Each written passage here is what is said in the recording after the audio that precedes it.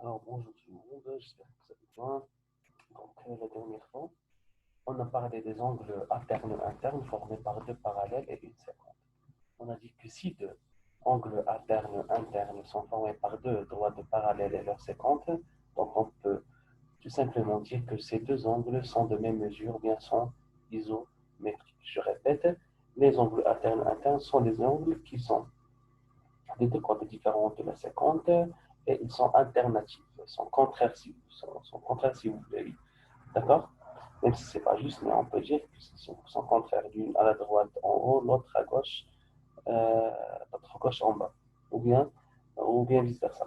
Alors, aujourd'hui, on va parler des angles correspondants. Donc, la même chose qui s'applique sur les angles alternes internes, il s'applique sur les angles correspondants.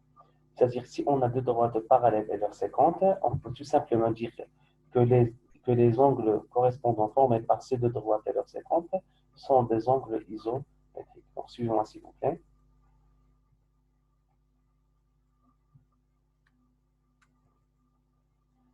Alors, les angles correspondants. Propriété 1. Si deux angles correspondants sont déterminés par deux droites parallèles et une séquente, alors ils sont de même mesure. Bien, ils ont la même mesure. C'est-à-dire, prenons deux droites D et D' comme la figure suivante. D et D'. Et une séquente qu'on va appeler L. Donc les deux D et D' en noir, les deux droites D et D' en noir sont parallèles. Et leur séquente L, c'est en rouge. D'accord?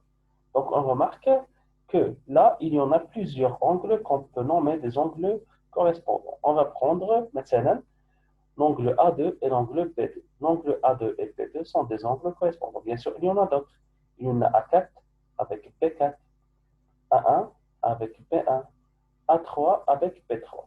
Mais ce qu'on va prendre nous-mêmes, c'est l'angle A2 avec B2 juste pour faire l'exemple. Donc l'angle A2 et B2 sont de même mesure, sont isométriques. Ils ont la même mesure. Pourquoi? Car les deux droites D et D' sont parallèles et ils sont coupés par une séquence L. Donc, comme D et D' sont parallèles et L est leur séquence, on peut tout simplement dire que l'angle A2 et l'angle B2 ont la même mesure, ou bien la mesure de A2 est égale à la mesure de B2. La propriété réciproque de cette propriété, c'est comme on a vu la dernière, c'est-à-dire si on a des droites coupées par une séquence qui détermine deux angles correspondants de la même mesure, et bien maintenant, supposons qu'on a deux droites, D et D'. Et ces deux droites D et D', on ne sait pas s'ils sont parallèles ou pas. D'accord? On va juste les prouver, on va après prouver qu'ils sont parallèles. Mais en premier temps, on ne sait pas s'ils sont parallèles ou pas. On a juste une petite information que D et D' sont de droite et ils sont coupés par une séquence qui s'appelle L. D'accord? Donc, si ces droites avec leur séquence forment des angles correspondants de même mesure, on peut, on peut déterminer, ou bien on peut déduire que les deux droites sont parallèles. On va prendre un exemple. Maintenant, on a les droites D et D' et leur séquence L. Par exemple, D et D' en noir, L leur séquence. Bien sûr, par observation, vous allez me dire qu'ils sont parallèles. Mais pour le moment, on n'a pas cette information. C'est nous qu'on doit prouver cette information. Alors, supposons qu'on a D et D' de droite et L leur séquence. Donc, on peut dire que A3 et B3 sont des angles correspondants. D'accord? Tout simplement, A3 et B3 sont des angles correspondants. D'accord?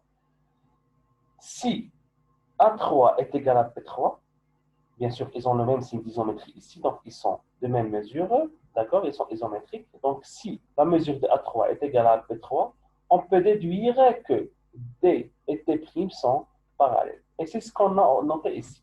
Les angles A3 et B3 sont des angles correspondants. Et A3 est égal à B3. Alors, D et D' sont parallèles. D'accord? On va essayer de prouver ça, ou bien d'appliquer ça sur des petits exercices d'application, d'accord, qu'on va voir tout à l'heure. Suivez avec moi.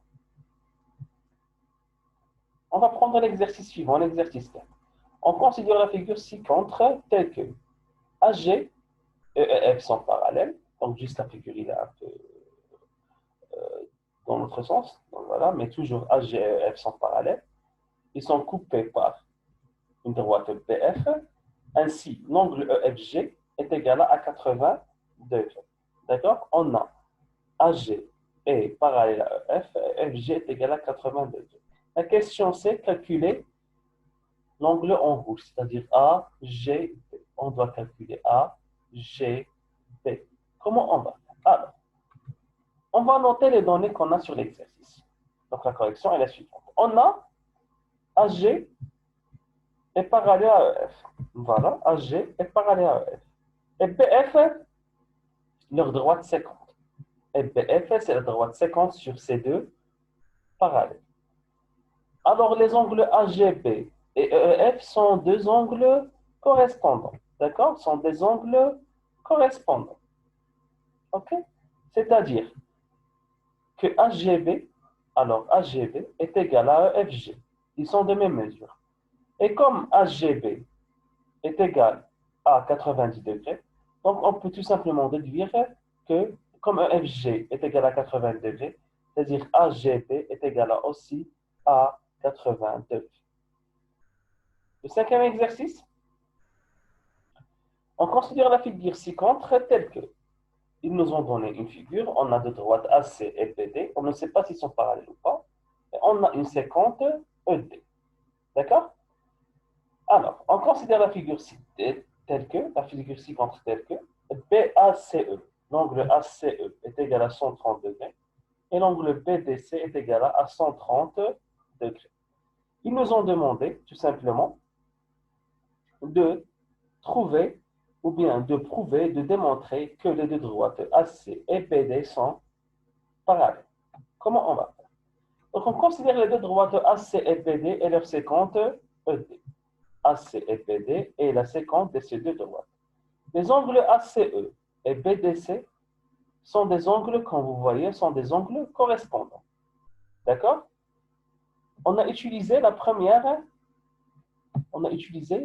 donnée qui sont des angles correspondants. On va utiliser maintenant la deuxième chose, le fait que les deux angles ont la même mesure.